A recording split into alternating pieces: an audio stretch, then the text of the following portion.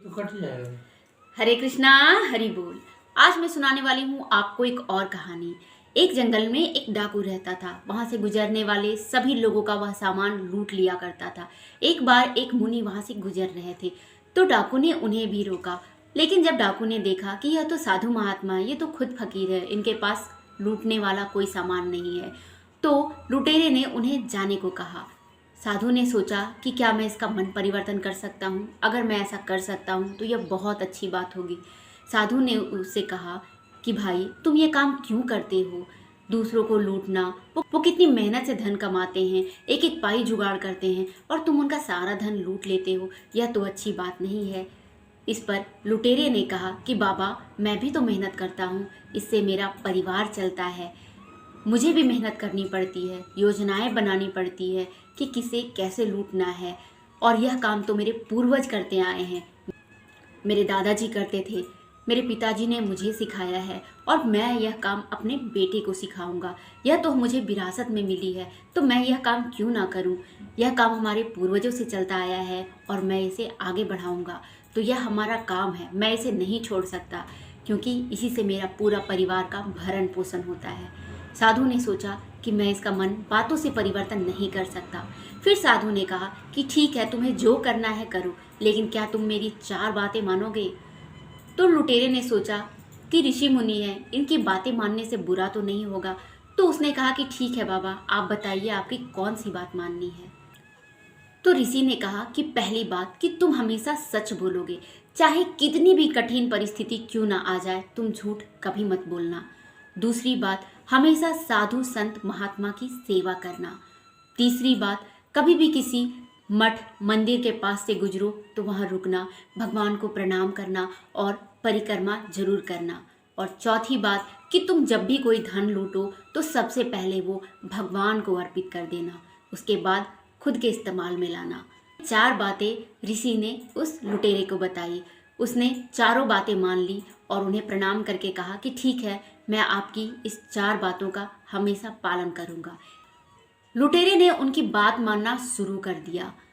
जब भी वह कोई धन लूटता था, सबसे पहले वो भगवान को अर्पित करता था, हमेशा सच बोलता था, ऋषि मुनि कोई भी दिख जाए तो उनकी सेवा करता था, और कभी भी वो मंदिर मठ से गुजरता था तो वहां रुककर भगवान को प्रणाम करता और परिक्रमा करता था। धीरे धीरे उसके काम में और उन्नति होने लगी, उसे ज़्यादा धन मिलने लगा, उसका परिवार का भरण पोषण और अच्छे से होने लगा। वो बहुत ही खुश हो गया। एक दिन उसने सोचा कि वाह, ऋषि के बताए हुए बातों को मानकर तो मैं और अमीर बन गया, मेरा काम और दुगुना तिगुना तरक्की करने लगा। कुछ दिन बाद उसी ऋषि के यहाँ एक भंडारा होने वाला था, तो ऋषि ने अपने एक शिष्य को भेजा और कहा कि जाके उस लुटेरे को भी निमंत्रण दे आओ। उनका भेजा हुआ एक शिष्य लुटेरे के पास आया और उसने कहा कि बाबा जी एक भंडारे का आयोजन कर रहे हैं, तो उन्होंने तुम्हें भी बुलाया है, तुम यथाशक्ति उसमें सहयोग करना। लुटेरा बहुत खुश हुआ, उसने कहा कि ठीक है, मैं जरूर आऊँगा। और उनके शिष्य के जाने के बाद वह सोचने लगा कि क्यों ना बाबा के भंडारे का सारा बोझ मैं उठा लूं, उनका भंडारा का जितना भी खर्चा है वो मैं दे दूं, तो बाबा कितने खुश होंगे, क्योंकि उनकी बताई हुई बातें मानकर मेरा तो तरक्की ही हो रहा है।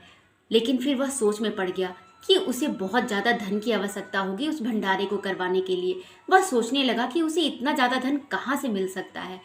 फिर उसे याद आया कि उसके देश में जो राजा है उसके पास बहुमूल्य घोड़े हैं, बहुत ही कीमती घोड़े हैं। अगर वह एक घोड़ा चुरा लेता है तो उससे बाबा के 4-5 भंडारा तो आराम से करवा देगा। उसने रणनीति बनाई कि वह राजा का घोड़ा चुराएगा। उसने एक सिपाही का वेश धारण किया और राजमहल में चला गया। दरवाजे पर उसे सेवकों ने रोका और उससे पूछा कि तुम कौन हो और कहाँ जा रहे हो। उसने कहा कि मैं एक लुटेरा हूँ और राजा का घोड़ा लूटने जा रहा हूँ, उसे लूट के उसे बेच दूंगा। इससे द्वारपाल आपस में बातें करने लगे कि यह तो सिपाही के भेष में है, लगता है राजा का कोई गुप्तचर है। हमने इससे पूछ लिया इसलिए ये गुस्सा हो गया, इसे हम जाने देते हैं, नहीं तो राजा से हमारी शिकायत करके हमें दंड दिलवाएगा। दोनों ने आपस में ये विचार किया और फिर उससे कहा कि ठीक है, तुम जाओ। लुटेरा आगे बढ़ा और घोड़े के अस्तबल में जा पहुंचा। वहां उसने देखा, उसे एक काला घोड़ा बहुत ही पसंद आया। वह उस घोड़े पर बैठा और वापस और वापस द्वार की ओर आने लगा। द्वारपालों ने उसे फिर रोका और कहा कि तुम राजा का घोड़ा लेके कहाँ जा रहे हो? पर उस लुटेरे ने कहा कि मैंने तो कहा था ना तुम्हें कि मैं चोर हूँ और घोड़ा चुराने आया हूँ और इसे बेच दूंगा। तो द्वारपालों ने सोचा कि लगता है राजा का ये गुप्तचर हमसे ज़्यादा नाराज हो गया है, इसे और नाराज नहीं करना चाहिए, क्योंकि अगर ये लुटेरा रहता तो ये सच कभी नहीं बोलता। वह भगवान को याद करता है और कहता है कि प्रभु, मैंने यह घोड़ा आपको दे दिया, इस पर सबसे पहले आपका हक है। और वह वहां से निकलकर आगे बढ़ता है। थोड़ी दूर जाने के बाद उसे एक मंदिर दिखाई देता है। वह क्या करता है, घोड़े को एक पेड़ से बांधकर मंदिर में चला जाता है और भगवान के दर्शन करने लगता है। थोड़ी देर बाद राजा को कहीं जाना रहता है, तो वह अपने सैनिक को भेजता है कि जाओ मेरा घोड़ा ले आओ। उसके सैनिक अस्तबल में जाते हैं और देखते हैं कि राजा का काला घोड़ा वहां नहीं था। पूछताछ करने पे पता चलता है कि कोई राजा का घोड़ा ले गया है। राजा को जब इस बात की खबर होती है तो वह द्वारपालों को बुलाता है और उनसे पूछता है कि मेरा घोड़ा कौन ले गया और तुम लोगों ने उसे क्यों नहीं रोका। तो द्वारपाल सारी बात राजा को बताते हैं और कहते हैं कि महाराज, वह आदमी इतना सच बोल रहा था तो हमें लगा कि कोई चोर इतना सच कैसे बोल सकता है। हमें लगा वो आपका कोई गुप्तचर होगा और नाराज हो जाएगा तो आपसे कहकर हमें दंड दिलवाएगा, इसलिए हमने उस पर शक नहीं किया, क्योंकि वह हर बात सच बोल रहा था। राजा ने कहा कि अभी बहुत देर नहीं हुई है, जाओ उसे ढूंढो, वो ज़्यादा दूर नहीं गया होगा। राजा के सैनिक उसे ढूंढने के लिए निकल पड़े। एक पेड़ के नीचे एक घोड़ा बंधा हुआ है, लेकिन वह घोड़ा काला नहीं सफ़ेद था। वो लोग वहीं पे खड़े होकर चोर का इंतजार करने लगे। थोड़ी देर बाद उन्होंने देखा कि मंदिर से वही चोर निकलकर बाहर आया। वह भी घोड़े को देखकर अचंभित रह गया, क्योंकि वह घोड़ा काला नहीं सफ़ेद हो चुका था। राजा के सैनिक ने उसे पकड़ लिया और उससे पूछा कि बताओ राजा का घोड़ा कहाँ है। चोर ने कहा कि यही वो घोड़ा है जिसे मैं महल से चुरा के लाया था। राजा के सैनिक ने कहा कि तुम झूठ बोल रहे हो, क्योंकि तुमने जिस घोड़े को चुरा के लाया था वह घोड़ा काला था, सफ़ेद नहीं। तुमने जरूर उसे अपने साथी के द्वारा कहीं भिजवा दिया होगा और दूसरा घोड़ा यहाँ पर बांध दिया है। सच सच बताओ कि घोड़ा कहाँ है। वह चोर बार बार यही कहता कि नहीं, मैं सच कहता हूँ, यह वही घोड़ा है जो मैं महल से चुरा के लाया हूँ। फिर उसे राजा के सामने ले जाया जाता है। वह राजा से भी यही कहता है कि महाराज, मैं सच कह रहा हूँ, यह वही घोड़ा है जिसे मैं महल से चुरा के ले गया था। यह घोड़ा काला था, यह सफ़ेद कैसे हुआ मुझे नहीं मालूम। जब मैं घोड़े को लेके निकला तो मैंने यह घोड़ा भगवान को अर्पित कर दिया था। हो सकता है भगवान को सफ़ेद घोड़ा पसंद होगा, इसलिए उन्होंने इस घोड़े का रंग बदलकर सफ़ेद कर दिया है। राजा ने कहा कि तुम ऐसी बातें करके हमें भरमा रहे हो, ऐसा तो हो नहीं सकता, और इतना भी वक्त नहीं गुजरा कि तुम इसकी पेंटिंग करके इसे सफ़ेद कर दो। ये घोड़ा तो मेरा ही है, क्योंकि इसके नाक नक्श सब मेरे घोड़े से मिलते हैं, लेकिन उसका रंग काला था और यह घोड़ा सफ़ेद हो चुका है।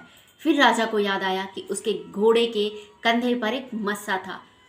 उसने चोर से कहा कि मेरे घोड़े के कंधे पर एक मस्सा था, अगर यह वही घोड़ा है तो इसके कंधे पर भी वह मस्सा होना चाहिए। राजा ने घोड़ा का कंधा देखा और वह अचंभित रह गया, क्योंकि उस घोड़े के कंधे पर भी मस्सा था। राजा बहुत ही आश्चर्यचकित हो गया, उसे यकीन नहीं हो रहा था कि यह उसका ही घोड़ा है। तब चोर ने कहा कि मैंने कहा था ना राजा साहब आपसे कि यह वही घोड़ा है जिसे मैं ले गया था।